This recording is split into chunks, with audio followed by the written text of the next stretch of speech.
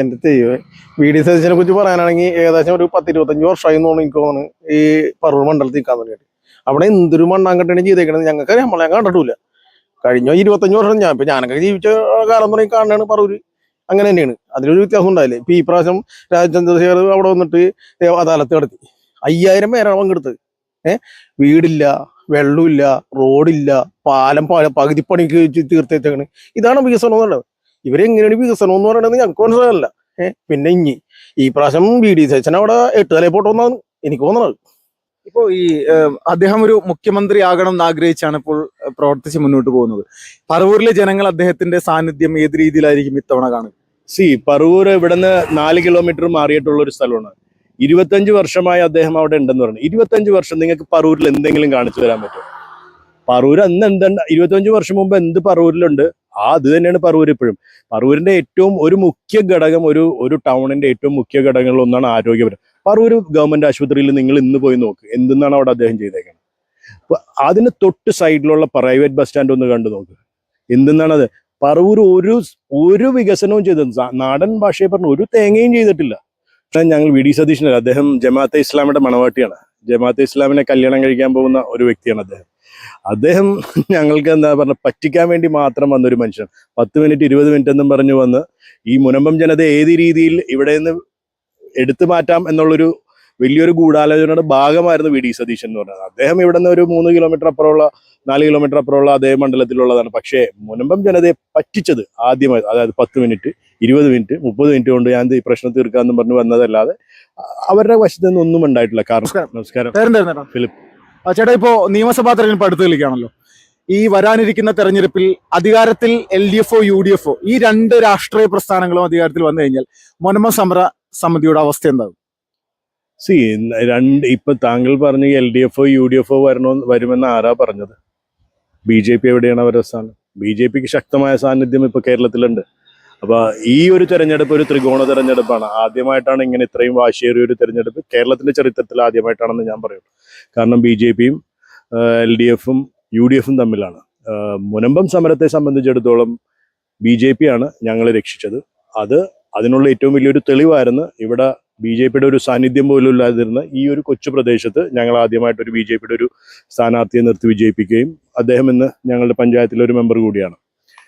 ഇവിടെ ഈ ഏറ്റവും പ്രധാനമായിട്ട് ഈ കോൺഗ്രസിന്റെയും CPM-ന്റെയും നേതാക്കന്മാർ പല ഘട്ടങ്ങളിലും വന്നിട്ടുണ്ട്. അതിൽ മുഖ്യമായിട്ട് VD സതീശൻ, അദ്ദേഹം നിങ്ങളുടെ അടുത്ത പ്രദേശത്ത് താമസിക്കുന്ന ഒരു വ്യക്തിയാണ്.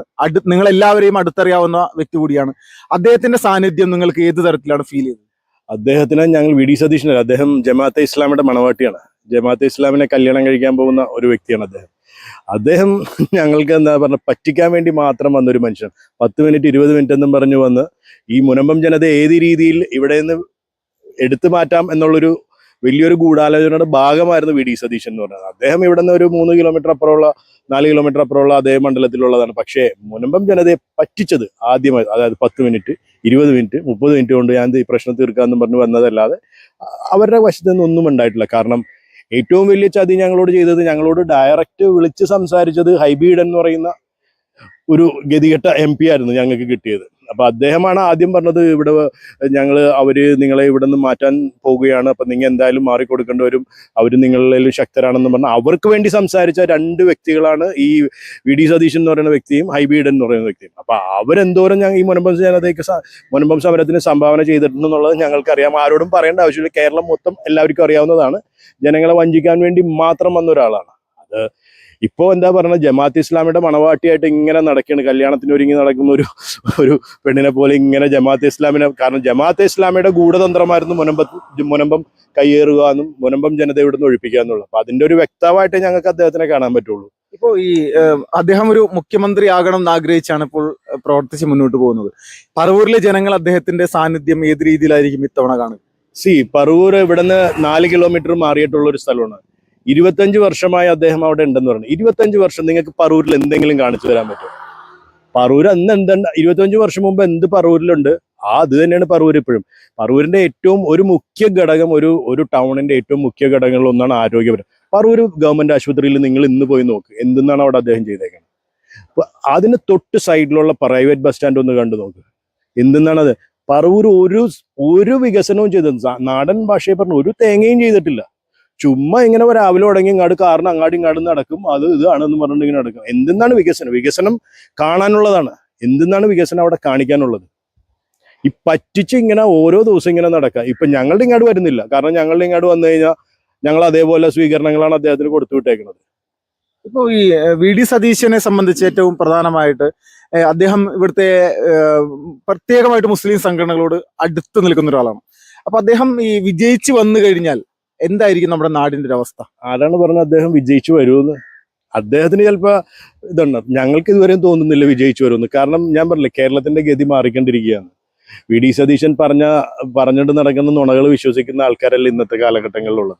ആൾക്കാർ കാലങ്ങളെല്ലാം മനസ്സിലാക്കി. എസ്പെഷ്യലി അദ്ദേഹം ആദ്യം പറവൂരിൽ നിന്ന് വിജയിച്ചു വരട്ടെ. ഇപ്പൊ വിജയിച്ചിട്ടുണ്ടല്ലോ, അവിടെ വിജയിച്ചു വരട്ടെ. വിജയം ആർക്കും പ്രഖ്യാപിക്കാൻ പറ്റുന്ന ഒരു കാര്യമില്ല. അത് ജനങ്ങളാണ് തീരുമാനിക്കുന്നത് ആര് വിജയിക്കണമെന്നും.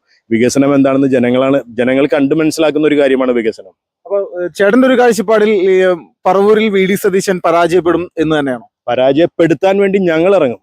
ഞങ്ങൾക്ക് മുനമ്പം ജനതയെ ചതിച്ചത് അത് ഞങ്ങളെ കൊണ്ടാവുന്ന രീതിയിൽ ഞങ്ങൾ അവിടെ ഇറങ്ങി പ്രവർത്തിക്കാനുള്ള തയ്യാറെടുപ്പുകളിലാണ് ഞങ്ങൾ നടക്കുന്നത്. ഞങ്ങൾ BJPക്ക് വേണ്ടി, BJP ആണ് ഇപ്പോൾ അവിടെ സ്ഥാനാർത്ഥിയത്. അപ്പം മുനമ്പം ജനതയുടെ ഏറ്റവും വലിയൊരു നന്ദി പ്രകടനമായിരിക്കുള്ളൂ ഞങ്ങൾ പറവൂർ ഇറങ്ങി ചെയ്യാൻ പോകുന്നത്.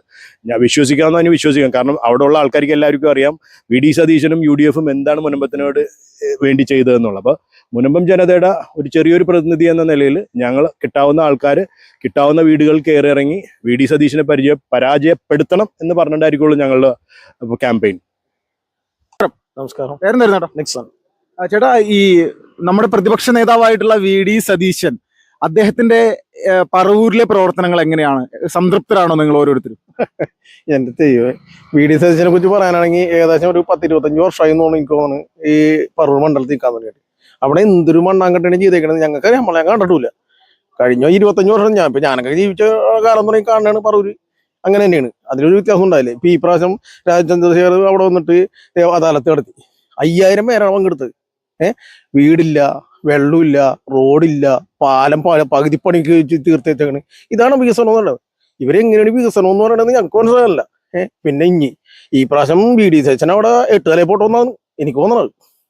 ചേട്ടാ, ഇപ്പോ ഈ മുനമ്പം സമരവുമായി ബന്ധപ്പെട്ടുകൊണ്ടടക്കം താങ്കളുടെ ഒരു കാഴ്ചപ്പാട് എന്താണ്? VD സതീശനെ പോലുള്ള ആളുകൾ ഏത് തരത്തിലുള്ള ഇടപെടലാണ് നടത്തിയിരിക്കുന്നത്? VD സതീശന് മാത്രമല്ല, ഇവിടെ ഇപ്പൊ ഈ കമ്മ്യൂണിസ്റ്റ് പാർട്ടി കഴിഞ്ഞ പ്രാവശ്യം വന്നിട്ടുണ്ട്. ആ ഇലക്ഷന്റെ തൊട്ട് മുമ്പ് വന്നിട്ടുണ്ട്, ഇവിടെ വന്നിട്ടുണ്ട്. അച്ഛന്മാരെ ഈ തികച്ചും പറ്റിച്ചിട്ടാണ് പോയത്. എന്ന് വെച്ചാൽ ഞങ്ങൾ ഇപ്പൊ തന്നെ ചെയ്തു തരാന്ന് പറഞ്ഞ്, അപ്പൊ അവങ്ങളുടെ വിചാരം ഇപ്പൊ തന്നെ ചെയ്തു തരുമെന്ന് പറഞ്ഞ് ഉള്ളൊരു തോന്നല് അവർക്ക് സംഭവിച്ചു. ആ സമരം നിർത്തിയൊന്നും നിങ്ങൾ എല്ലാവരും കണ്ട കാര്യമാണ്. സമരം നിർത്തിയത് എന്ത് പറഞ്ഞാൽ നിർത്തിയത്? എല്ലാ റവന്യൂ അധികാരങ്ങളും സ്ഥാപിച്ചു തരാന്ന് പറഞ്ഞ് അച്ഛന്മാരായ അച്ഛന്മാര് അത് വിശ്വസിച്ച്, പക്ഷെ ഒന്നും സംഭവിച്ചില്ല. അവസാനം ഞങ്ങൾക്ക് ഉണ്ടായ കരടക്ക് വരുമ്പോൾ പോകാൻ പറ്റിയ അവസ്ഥയായി. കാരണം എന്ന് വെച്ചാൽ ഇവര് കോടതി ലക്ഷ്യത്തിനാണ് കോടതി ആകെ കരടക്കാണ് ഞങ്ങൾക്ക് തന്നത്. അതുപോലും പോകാൻ പറ്റുന്ന അവസ്ഥയിലേക്ക് മാറി. ഇപ്പൊ കഴിഞ്ഞ ആഴ്ച പറയണ് ഞങ്ങൾ വീണ്ടും സമരം തുടങ്ങാൻ വേണ്ടി. ഇപ്പൊ അവിടെ പോയിട്ട് ഈ ഈ വക്കഫ് ബോർഡിന്റെ അവിടെ പോയി സമരം തുടങ്ങാൻ വേണ്ടി. അപ്പൊ ആ രീതിയിൽ ഈ രണ്ട് പാർട്ടിയും പറ്റിച്ചുകൊണ്ടിരിക്കുകയാണ് ജനങ്ങളെ മൊത്തം. ഈ ജനങ്ങൾക്ക് ഇത് മനസ്സിലായിക്കൊണ്ടിരിക്കുകയാണ്. അതിന്റെ പേരിൽ ഞാൻ വേണമെന്ന് വെച്ചാൽ ഇനി ഈ വേറൊരു തരത്തിലേക്ക് നമ്മൾ മാറിയാൽ മാത്രമേ നമ്മുടെ ഈ കേരളം രക്ഷപ്പെടുള്ളൂ. അല്ലാതെ നമ്മ ഈ രണ്ടെണ്ണത്തുമ്പോ തൂങ്ങിക്കിടന്നിട്ട് കാര്യമില്ല. ഞാനൊക്കെ 10-20 വർഷം ഇതുമ്പോ തന്നെ ഒട്ടിനായ കാലം തുടങ്ങി ഈ ഇതുമ്പോ തന്നെ ഇട്ട് കുത്തിന്ന് വെച്ച ആളാണ്.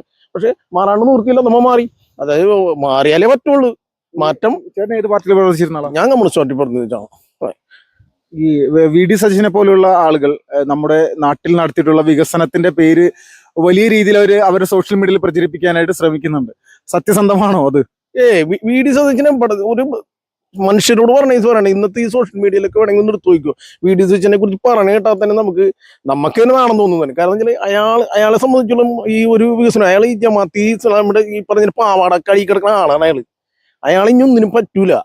ദൈവത്തോർത്ത് ജനങ്ങളാരും ഈ VD സതീശനെ പോലുള്ള ആളെ ജയിപ്പിക്കില്ലെന്ന് ഞാൻ പറയുള്ളൂ. ഈ വലിയ ആത്മവിശ്വാസത്തിലാണല്ലോ പറവൂർ അദ്ദേഹം മത്സരിക്കാനായിട്ട് ഇത്തവണ ഇറങ്ങിയിരിക്കുന്നത്. സാധ്യമാകുമോ വിജയം? അയാളെ സംബന്ധിച്ചോളം അയാൾ ഈ പറഞ്ഞ അയാൾക്ക് വെറുതെ കുത്തിക്കൊണ്ടിരിക്കില്ല. അയാൾ ഇപ്പോഴും 25 വർഷമായിട്ട് നൽകിയ കോൺഗ്രസ് പാർട്ടിയിൽ വേറെ ആളില്ലാണ്ടാണ് പറവൂർ മത്സരിക്കാനായിട്ട്. ഇവര് കൊടുക്കണോ? ഇവര് തന്നെ കയറിയെന്ന് ഇവര് തന്നെ ഈ കുറെ പാവങ്ങൾ ഇവരുടെ പുറകെ കാണപ്പുണ്ട് പാവ പോലെ. അല്ലെങ്കിൽ മാറി നോർത്തൂടെ 25 വർഷമൊക്കെയാണ് ഒരാൾ കൊണ്ടുനടക്കണ ഈ സാധനം. ഇവരെല്ലാരും അങ്ങനെയല്ലേ? അച്ഛന്മാരും മോന്നിക്കും മോന്മാരും ഇതിന്റെ പരിപാടി ഇവര് ചെയ്തുകൊണ്ടിരിക്കണത്. ഇപ്പൊ 2 പാർട്ടിയിലും അങ്ങനെ ആയിട്ടുണ്ട്. ഈ ആ രീതിയിലേക്കാണ് പോയിക്കൊണ്ടിരിക്കുന്നത്. അപ്പൊ ചെറുപ്പക്കാർ വരുമ്പോൾ മാറിയെന്ന് കൊടുക്കുമായിരിക്കും. ഇതിന്റെ വികസനം ആ ചെറുപ്പക്കാർ കാട്ടിത്തരും. അല്ലാതെ വി ഡി സതീശൻ അവിടെ ഒരു വികസനം നടത്തിയെന്ന് നിങ്ങൾ ഒരു സ്ഥലത്തൂടെ കാട്ടിത്തരാൻ പറ്റും ഞങ്ങൾക്ക്? ഞങ്ങൾ വരാം, ഞങ്ങളൊന്ന് കാട്ടിത്താ. എവിടെയാണ് ഈ വി ഡി സതീശൻ വികസനം നടത്തി? വി ഡി സതീശൻ വികസനം നടത്തിയിട്ടുണ്ട്, അത് അയാളുടെ പോക്കറ്റിലേക്കുള്ള വികസനം നടത്തിയേക്കണം, അല്ലാതെ വേറെ വികസനമൊന്നും ഞാൻ കണ്ടിട്ടില്ല.